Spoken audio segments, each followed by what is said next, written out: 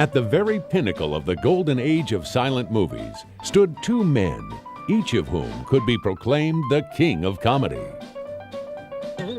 What they had in common was the ability to move their audience to uproarious laughter and even a few tears, putting them far ahead of other slapstick clowns of the time. But they and their comedy styles were very different. Even today, critics and adoring fans argue over who was the greater comic genius, making Charles Chaplin and Buster Keaton two of the greatest Hollywood rivals.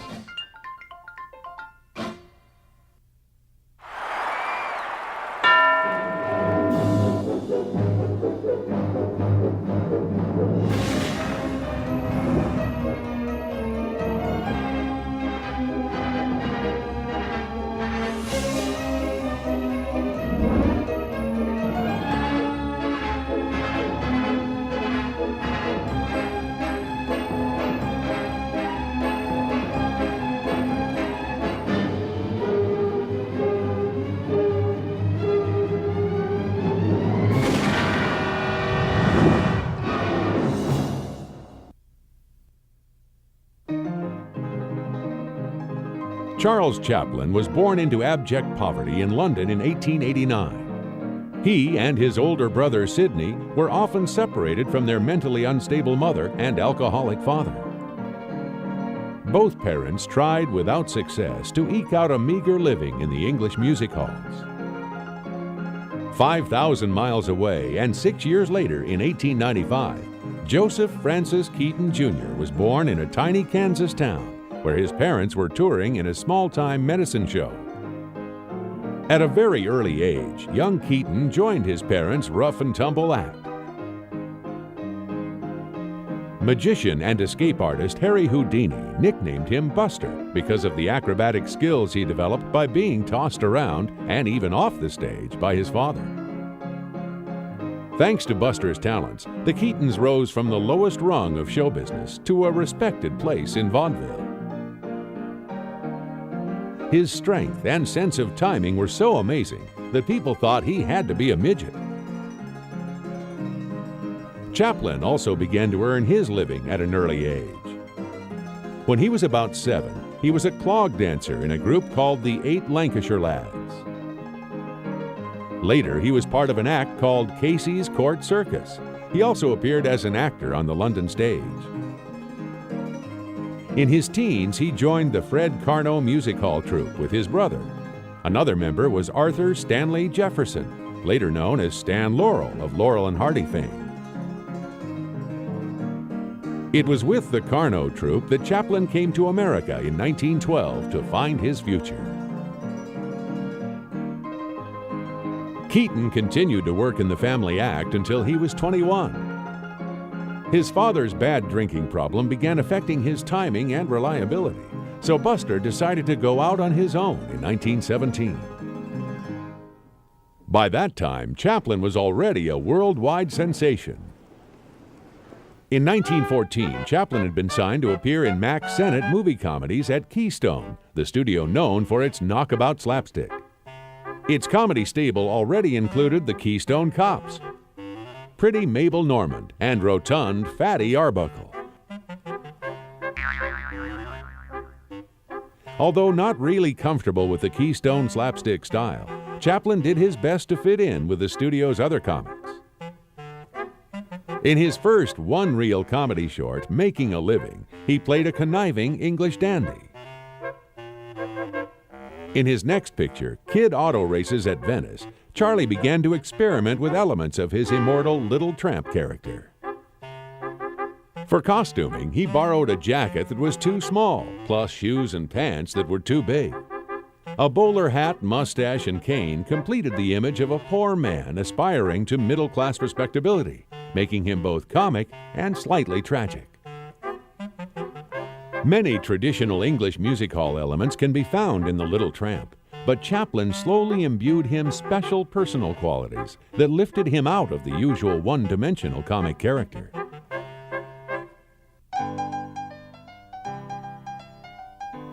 Chaplin also appeared in one-reelers with Normand and Arbuckle. and he more than held his own as a knockabout comic. He seemed to favor kicking his opponents in the rear end and was often accused of being too vulgar. Chaplin also seemed to like dressing up as a woman, something he did in several of his movies. His feature debut came in 1914, playing a comic villain with Mabel Normand and Marie Dressler in Tilly's Punctured Romance.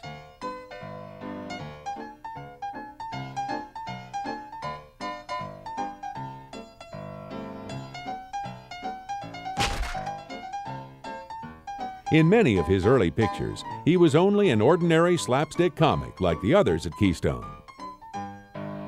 But by 1915, Chaplin had become one of the most popular comedians in the movies. In Between Showers, he and Ford Sterling, another Keystone star, fight over an umbrella and then battle for the right to escort a young lady over a puddle. But he was also beginning to display the ballet-like grace and variety of facial expressions that made him unique among comics of his time.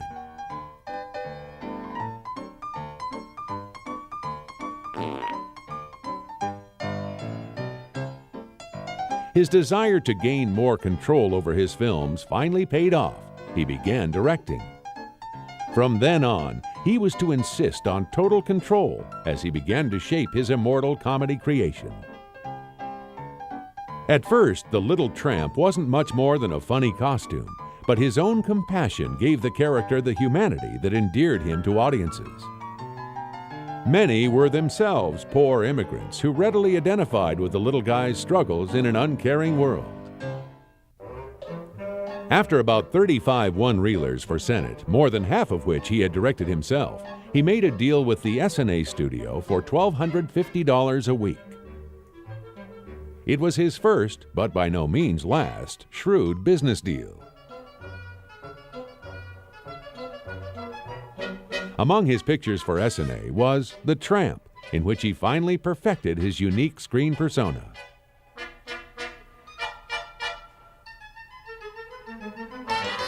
Although he rescues a pretty girl from robbers and even gets shot for his trouble, he realizes she already has a sweetheart.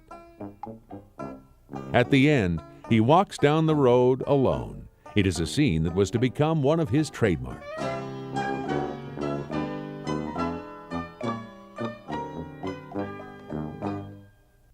Edna Purviance was his leading lady, both on and off the screen.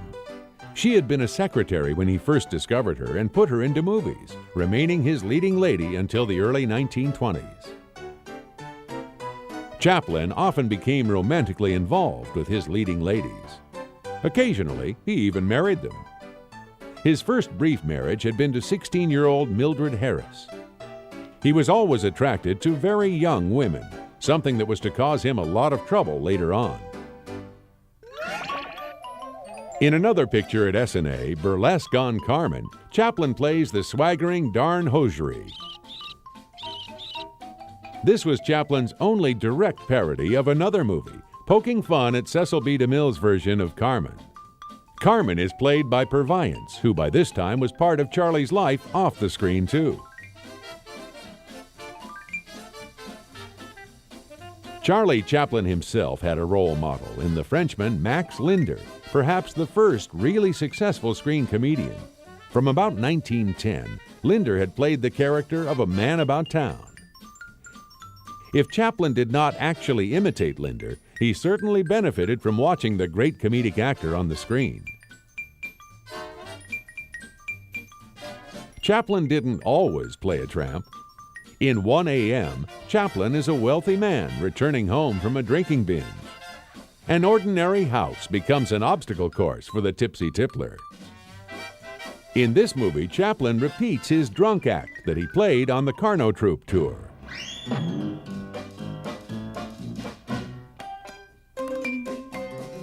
During the S&A period, his popular two-reelers included Shanghai. Charlie is hired to get men for a ship's crew and winds up shanghaied himself. In Work, he is a paper hanger named Izzy A. Wake, who manages to create mayhem with a bucket of paste. In 1916, with his popularity soaring, Chaplin moved over to the Mutual Studios. There, he earned $10,000 a week and received a $150,000 signing bonus, much like today's sports stars, for an astounding total of $670,000 for just 1 year.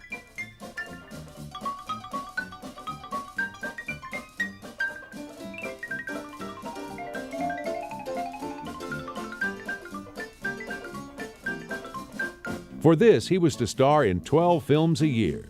Because of his ever more deliberate pace, they took longer and were completed in 1917.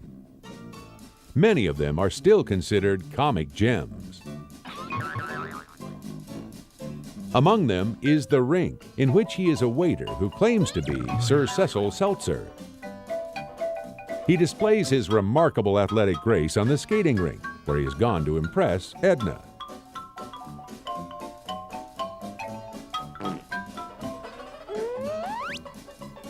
The pawn shop shows his slapstick skills are undiminished. His encounter with an alarm clock is especially hilarious.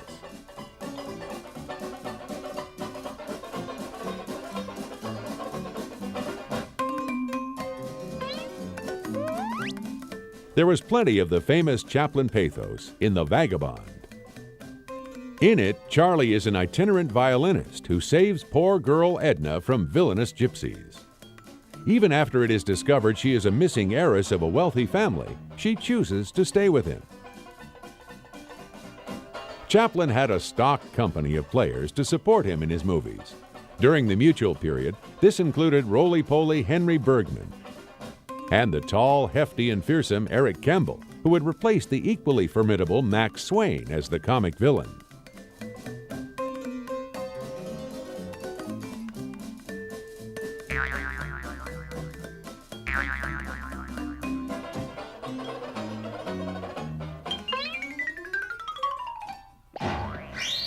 (1917) was also the year that Buster Keaton came to New York to appear in a Broadway musical.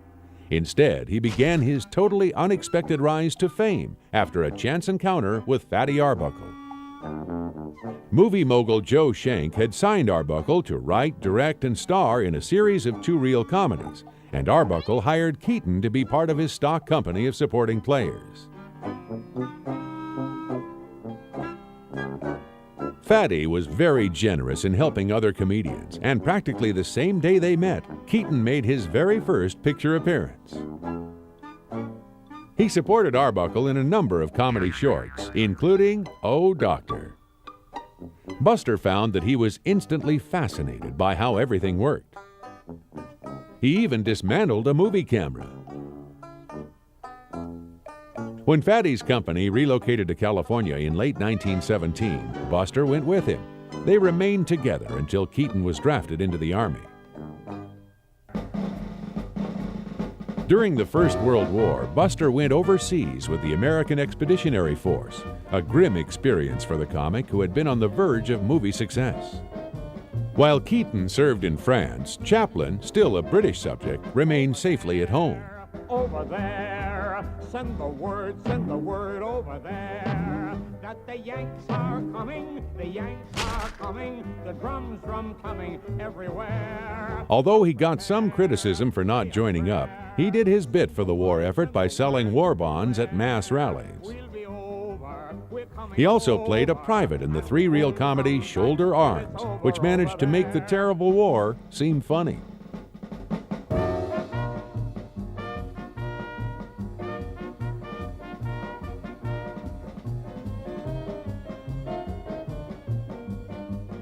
Rejoining Arbuckle upon returning in 1919, Keaton soon formed his own production company with Joe Schenck.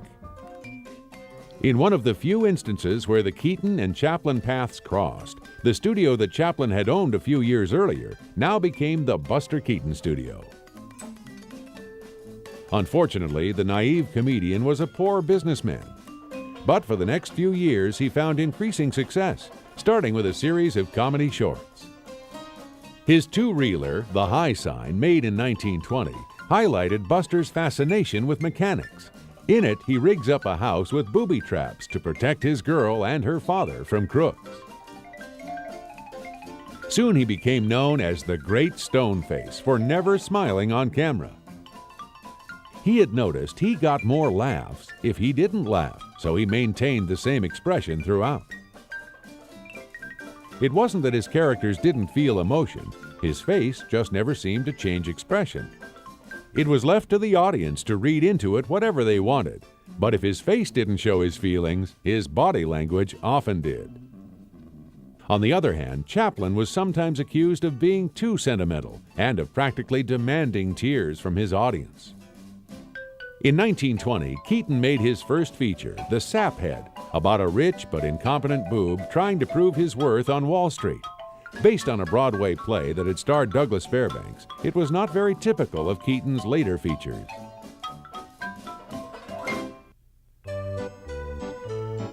Over the next 2 years, he made such films as The Playhouse, in which he played all the characters in the audience and on the stage, including old and young women and a performing monkey.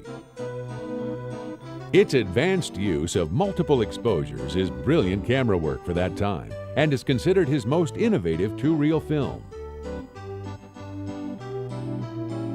In Cops, arguably his most famous short today, Buster takes a wrong turn and winds up in the middle of a police parade.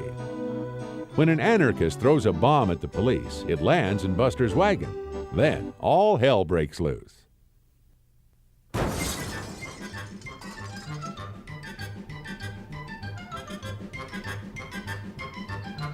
Every cop in town chases him, and he uses all his acrobatic skill to escape. The chase had been a part of movie comedy from the very beginning, and police were stock comic characters since the inception of the Keystone Cops a decade earlier. But Buster pushed the envelope with a snowballing situation. Hundreds of extras were dressed up as cops for this frantic chase scene of nightmarish proportions.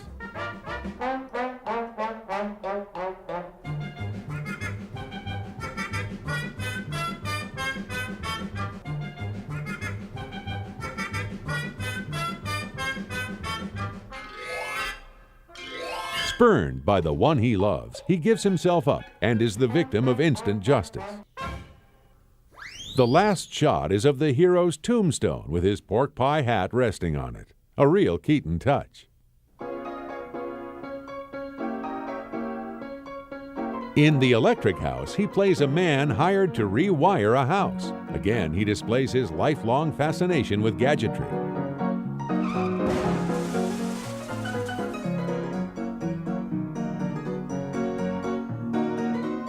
He creates such marvels as an electric stairway, an electric folding bed, and an electric food server. However, a rival sabotages his work, creating total havoc. Buster's heroes were constantly frustrated by the world. The Boat, one of his personal favorites, is definitely a comedy of frustration. After building his boat, the Damfino, in his basement, he finally manages to get it outside, only to cause his whole house to collapse.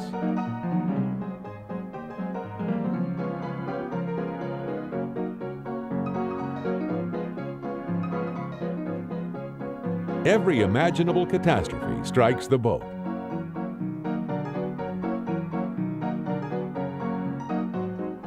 Showcased in nearly all of Keaton's pictures was the athletic ability that he had refined in his family's act. Unlike Chaplin's more balletic style, Keaton favored out-and-out pratfalls.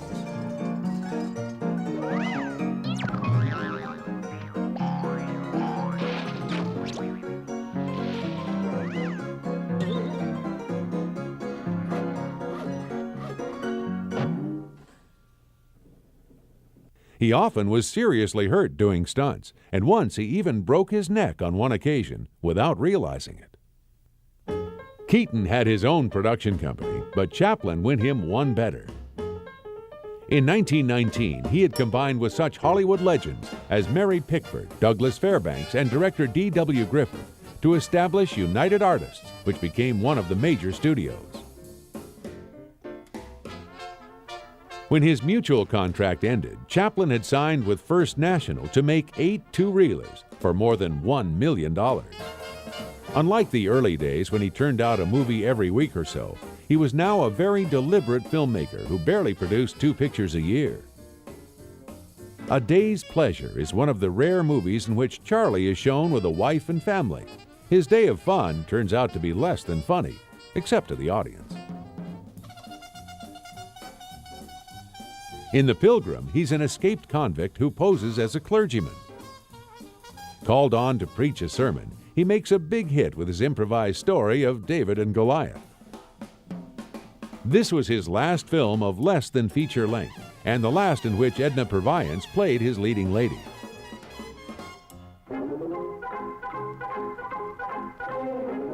Although he was already one of the most recognized people in the world, Chaplin added even greater laurels with the 1921 feature The Kid, co-starring 7-year-old Jackie Coogan. Charlie finds an orphan and raises him. When well-meaning meddlers try to take the boy away, Charlie fights back. Putting to use his great skill with both comedy and pathos, Chaplin had his audience alternately laughing and crying.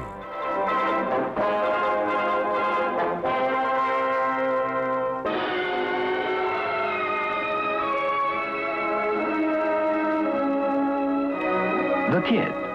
You won't stop laughing until you cry. This was the first feature both written and directed by Chaplin, and it sealed his status as one of the most revered screen actors in the world. But perhaps his greatest film, one which is on almost everyone's list of the 10 best pictures of all time, is A Woman of Paris.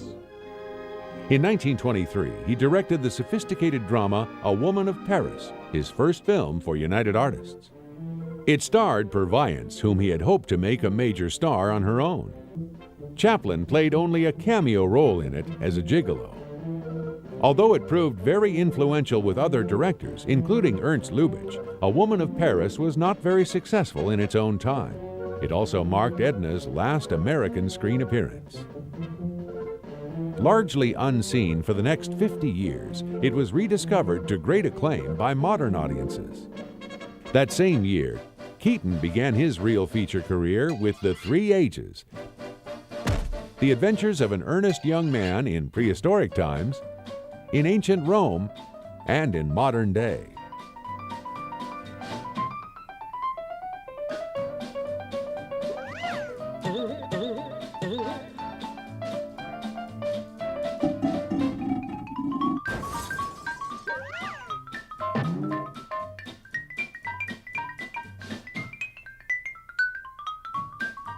One segment demonstrated Buster's love of baseball.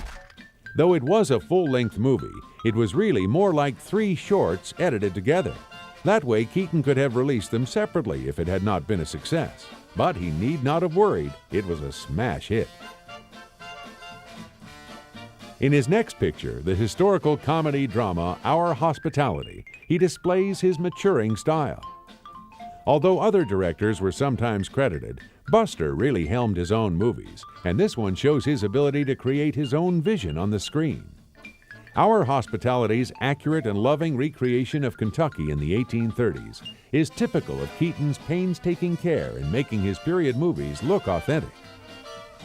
Its plot about a feud reflects the major theme of all of Keaton's movies. An ordinary man is thrust into extraordinary circumstances and has to overcome them. Buster usually did just that.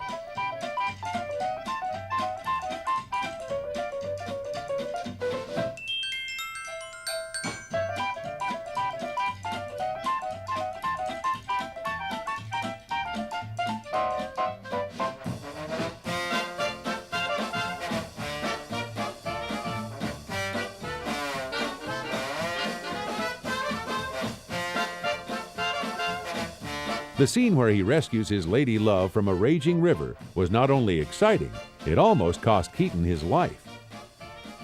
Its leading lady is his wife, Natalie Talmadge, sister of movie stars Norma and Constance Talmadge. Natalie would be the mother of Keaton's 2 sons, but their marriage would not be a happy one. While Chaplin made only 2 feature films in the 1920s after The Kid, Keaton came out with about 2 movies a year. A popular Keaton comedy was Sherlock Jr., in which his trick camera work is renowned, especially the scene where he becomes a part of the movie that he is projecting. He also recreated some of the tricks he had learned in vaudeville.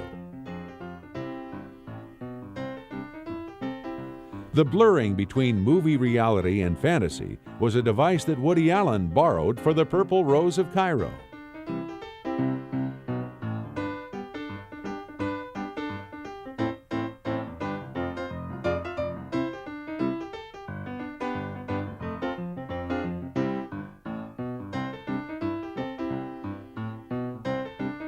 In 1925, Keaton made the farce 7 Chances, featuring a plot that has been copied by everybody from the Three Stooges in The Brideless Groom to the recent film The Bachelor. A man has only a day to get married, otherwise he will lose a large inheritance. After being spurned by every woman he proposes to, news leaks out about the inheritance. He ends up pursued by every female in town. The chase scene tops the one in Cops. When initial previews of the film indicated the ending was slow, Keaton filmed an additional chase scene, with Buster trying to avoid a landslide of boulders he accidentally dislodged. This scene brought down the house. While all these films are considered classics, Keaton's acknowledged masterpiece is the Civil War comedy The General. When Union spies steal a train, it's up to Buster, a Confederate engineer, to rescue his beloved locomotive, and as an afterthought, save his girlfriend, who got abducted at the same time. With its extended locomotive chase between the Union soldiers and the pursuing Buster, the result proved both funny and thrilling.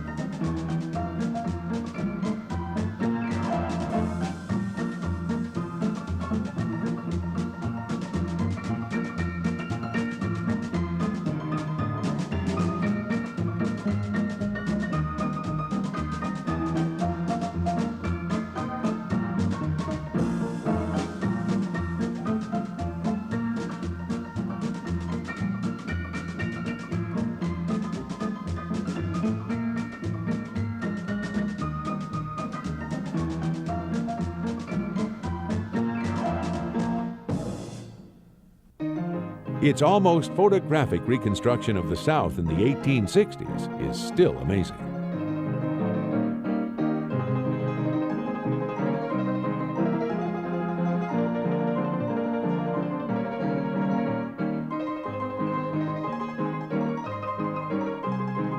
The General was not very well received by either critics or audiences when released in 1927. Because of the expense involved in making the film, it lost money. Its failure was a major cause of Keaton's production company being disbanded the next year. In 1925, Charlie Chaplin made what most consider his masterpiece, The Gold Rush. Its story of the little tramp trying to strike it rich in Alaska during the gold rush of 1898 was richly funny, thrilling, and poignant. His second wife, Leda Gray, was to be his leading lady, but she became pregnant with the first of his sons, Charles Chaplin Jr. To replace his child bride in the Gold Rush, Chaplin picked the near-unknown Georgia Hale to play the dance hall girl who rejects him, but finally realizes she loves him. Hale also loved the real Charlie, but they never married. Among the picture's many classic scenes is the Dance of the Rolls, where he entertains the dance hall girls.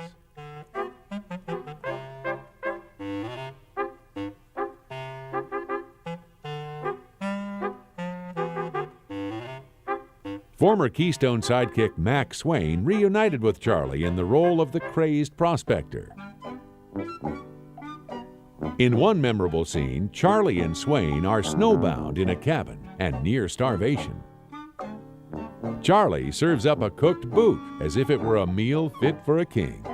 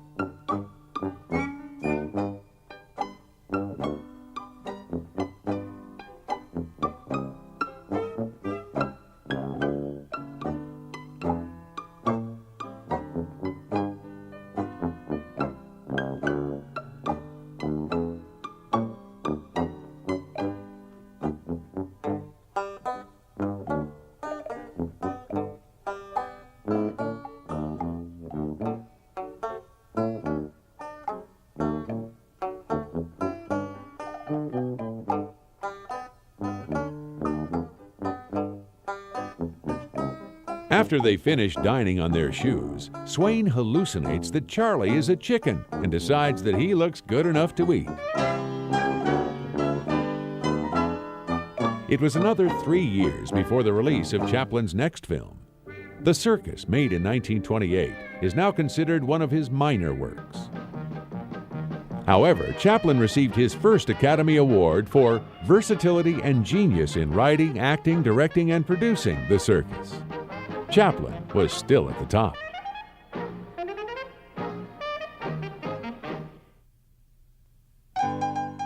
After the commercial failure of The General, Buster Keaton began his slide, slowly at first, and then ever faster into obscurity. His films had begun losing money, partly because his perfectionism increased costs. Steamboat Bill Jr., made in 1928, would be his last independent feature. This film contained one of his most amazing stunts, one that could have actually cost him his life if it had not worked.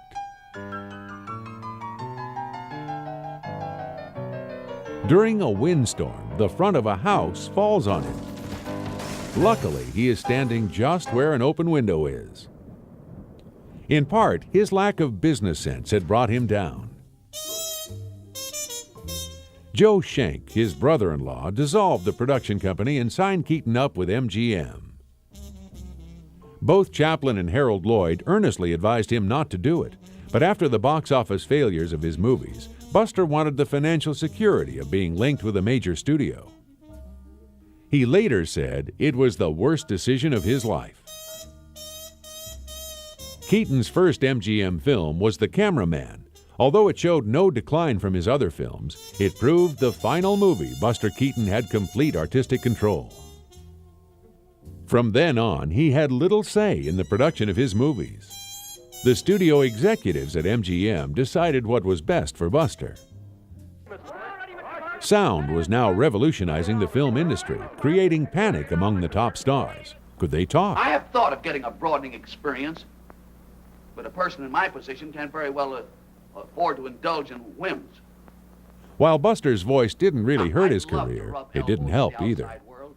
In his next few films, he was teamed with other MGM players and was only one of the crowd. In place of his formerly unique character, he played what we would now call a nerd. His characters were almost always named Elmer. I forgot to purchase one. Because he was independent of the studio system, Chaplin did something that startled the world. He refused to make a talkie, and in 1931 released another silent, City Lights. Although cynics predicted disaster, the picture was a smash hit. The final scene of the little tramp confronting his now-cured sweetheart is one of the most famous in cinema history. While Chaplin could choose his projects and didn't make another film for 5 years, Keaton had no such freedom. Say, here's one you can't miss. In Scotland, the movie theaters of Bill and Dr. Jekyll and Mr. Hyde is a double feature. You know, Dr. Jekyll had double features. MGM teamed him in 3 pictures with irrepressible Jimmy Durante, whose noisy style was totally opposite his own quiet one. The Schnozola stole every picture they made together. Keaton rightly thought MGM was grooming Durante for stardom at his expense.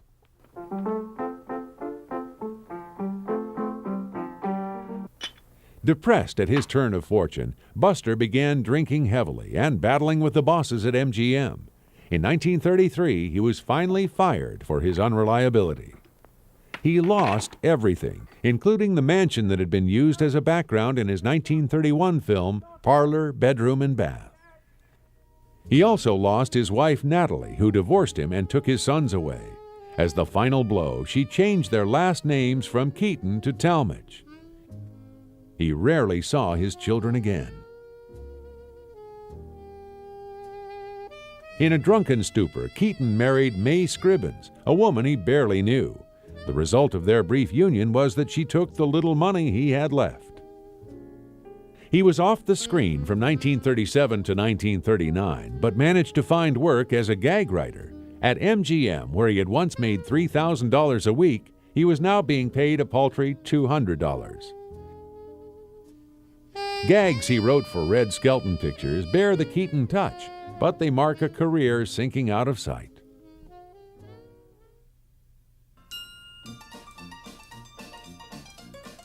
Although talkies had dominated the cinema for many years by 1936, Chaplin was still determined to remain silent, and he had the clout to do it. Modern Times opened to acclaim. It was a clever satire on the machine age. The scene in which Charlie fights the assembly line is another of his most brilliant comic inventions. The film contained sound, but no real spoken dialogue. His left-wing political views were reflected in the anti-capitalist slant of modern times, something that would come back to haunt him later. As he did in all his talkies, he directed, wrote the screenplay, and even composed the music. His co-star was Paulette Goddard, who also became his third wife, although details of their marriage, like what year they tied the knot, was not revealed by the secretive Chaplin. Goddard also co-starred in Chaplin's long-awaited first talkie. The Great Dictator finally came out in 1940. Much of its humor is still rooted in silent comedy.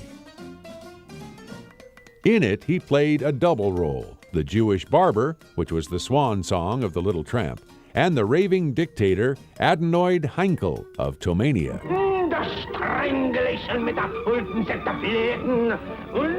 Any resemblance to the raving dictator Adolf Hitler was strictly intended. The strutting Benito Mussolini was called Napoloni in the film. Its political overtones and the preachiness of its ending made the film controversial, but it hilariously satirized the German tyrant and other fascist bigwigs.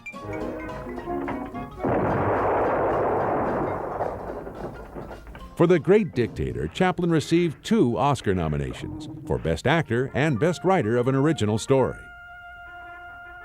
While Chaplin entered the 1940s as a major star, Keaton was trying to scrape a living playing small character parts in movies like The Villain Still Pursued Her, a spoof of old-time melodramas. Another of his roles in the early 1940s was in Lil Abner, the film version of the Al Cap cartoon. It was considered to be embarrassingly unfunny. Buster played a character called Lonesome Polecat. Keaton managed to get a few small character roles during the rest of the decade, though there were some years he was not seen on the screen at all. Despite his hard times, Keaton did manage to find lasting wedded bliss when he married Eleanor Norris, a young movie dancer. In 1943, at the age of 53, Chaplin also married again, this time to Una O'Neill, the 18-year-old daughter of playwright Eugene O'Neill. This also proved a lasting marriage, one which bore 8 children. With the advent of the Cold War, Chaplin's left-wing politics were criticized as being anti-American. In a few short years, he had gone from being the most beloved figure in America to being one of the most disliked. He had never taken American citizenship. When he left the country in 1952, he was barred from returning. He settled in Switzerland. Chaplin always denied he was a communist. He called himself an internationalist and a citizen of the world. As if to support him against the attacks on his character and patriotism, the French promptly awarded him their Legion of Honor. What is there to fight for? Everything! Life itself, isn't that enough? To be lived, suffered, enjoyed. What is there to fight for? Life is a beautiful, magnificent thing, even to a jellyfish. In 1952, the sentimental Limelight was released, in which he recreated the British music halls of his youth. The young Claire Bloom was his leading lady. There's your cue. Get on that stage. Oh, it's falling. It's my legs. I'm paralyzed. Get on that stage there. Meanwhile, the long-forgotten Buster Keaton began his climb back from obscurity. Ironically, it may have been Chaplin who gave him the boost. He had cast Buster in Limelight. Although it was a small part, and Chaplin cut many of Keaton's funnier bits, it put him in the spotlight again. The Buster Keaton Show! For the remaining 15 years of his life, Keaton experienced a renaissance. He had a television show on which he recreated some of his classic routines.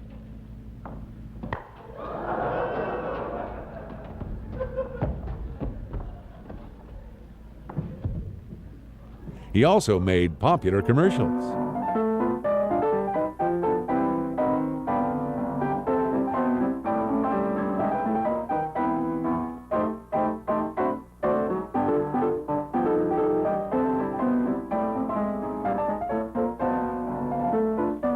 A film biography, The Buster Keaton Story, starring Donald O'Connor, came out in 1957. Buster, things are different. How much did you make out of the boat? A couple of million? You think I like crawling to you for some two-bit part? I'm still Buster Keaton, do you understand? You can take your studio and shove it through a microphone. Although the picture was not very good, the fee for the story rights gave Buster financial security for the remainder of his life.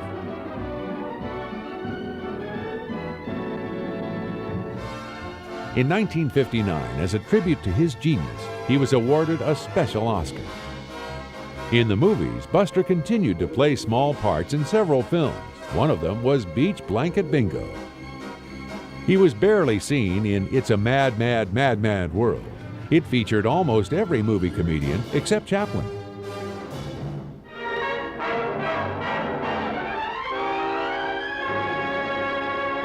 In the late 1950s, Chaplin released the British-made A King in New York, which satirized the American political climate of the day. His young son, Michael, had a part in it.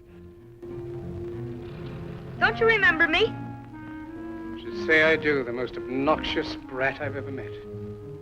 That's too bad. But I don't feel that way about you. Although it contained some funny moments, it was a distinct come-down from his great films and was barely screened in the United States. At the Savoy Hotel in London, the movie's most famous clown makes an announcement. Charlie Chaplin is returning to motion pictures to direct Sophia Loren in a romantic comedy in the Chaplin manner. There are 250 newsmen and photographers on hand to hear the first details of the project that brings Mr. Chaplin back to movies after a 14-year absence. In 1967, as the furor over his politics died down, Chaplin directed A Countess from Hong Kong in England. It starred Marlon Brando and Sophia Loren. Teamed with the most beautiful woman in the world. Chaplin had a brief cameo in it, marking both his last acting and directorial appearances. Actress Tippi Hedren, who had a small part in the picture, recalls Chaplin's method as a director. The way he directed was that he would act out all the different parts. He'd become Sophia's character. He'd become Marlon's character, mine. Marlon didn't appreciate this too much. Every actor in Hollywood, all over the world, wanted to be in Charlie's last movie. They said they would do it for, as a walk-on. They would do anything just to be in the movie. While Chaplin remained a non-person in the United States, Buster was regaining his popularity. One of Buster's last films was A Funny Thing Happened on the Way to the Forum in 1966, directed by Keaton fan Richard Lester. In it, the aged comedian proved he could still make a pratfall. When Buster Keaton died in 1966 at the age of 70, he was mourned by a whole new generation of fans who were rediscovering the nearly forgotten genius. After ignoring Chaplin for 20 years, Hollywood wanted to make amends. Although he had swore he would never again set foot in the country that had made him rich and then rejected him, he returned to thunderous ovations. In 1972, Chaplin was awarded his second special Oscar for the incalculable effect he had in making motion pictures the art form of this century. Thank you for the honor of inviting me here. To accompany his status as film royalty, he was knighted by Queen Elizabeth in 1975. He was Sir Charles for the remaining years of his life. The once idolized Charles Spencer Chaplin died in 1977 at the age of 88, again recognized, like Keaton, as one of the greatest comedians in cinema history. He was not quite out of the headlines yet. In a farcical twist he might have appreciated, his body was stolen for ransom, but was soon recovered. Charlie also had a film made about his life. It was Chaplin, for which the star Robert Downey Jr. was himself nominated for an Oscar. Did you expect ever to play Charlie Chaplin? I guess I must have. It seems like there was a lot of synchronistic things about it. In a house that was supposedly his, and people telling me, boy, you should play Chaplin, and just stuff like that. You go, wow. You don't remember it until you look back and you say, oh, yeah, you know. Out of the many comedians to gain fame on the silent screen, few of them are even remembered today, much less honored. Chaplin and Keaton were much more than just slapstick comics like most of their contemporaries. Their genius has stood the test of time. The Little Tramp and The Great Stoneface. They were alike in a number of ways. Both were the sons of struggling show business families. Both had to work and perform on stage at an early age. Both rose to superstardom in Hollywood, and both would suffer fall from public grace and abandonment by their legions of fans. And both would be restored to favor and great acclaim in their later years. While in some ways they had much in common, in other ways, Chaplin and Keaton were completely different. Even today, critics and adoring fans argue over who was the greater comic genius. Although rivals at the box office, Keaton and Chaplin never bore animosity toward each other, respecting each other's talents and ingenuity. Ultimately, it is a rivalry in which everyone wins, for their films remain comedy classics to be enjoyed by all. Rather, it is modern-day fans and critics that argue over who was the more inventive, who was funnier, and who deserves to be proclaimed king of comedy.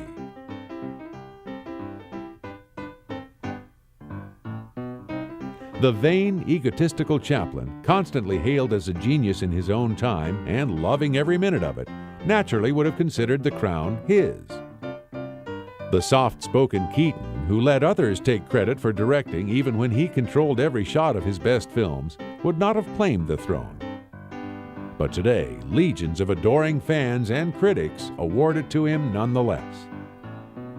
And if they were at all rivals, it is in the contest to see who could get the most laughs.